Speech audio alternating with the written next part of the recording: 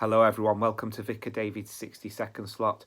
You might have noticed the last time you saw me, I had rather more hair. Yes, finally, I was able to have a haircut, long awaited. And so, of course, I thought of the story of Samson, why wouldn't you?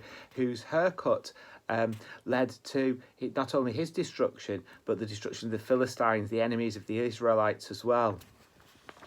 Turns out, though, Samson was actually a bloodthirsty monster, so it's a bit hard to go anywhere with this one. He murdered 1,000 Philistines with the jaw of an axe.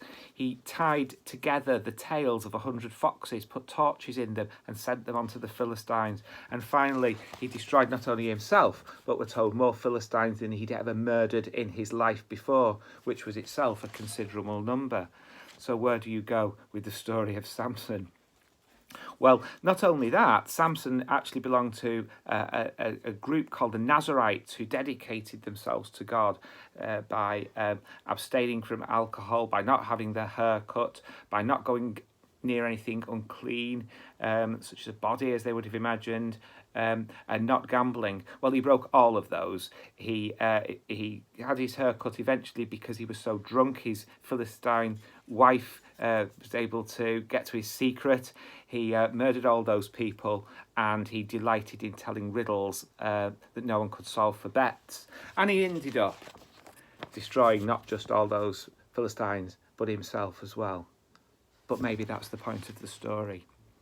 God had given him that special gift of strength, and he dedicated himself to using that strength to God.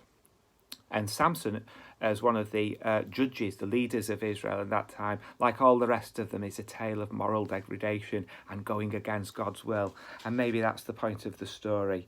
At least I hope it is.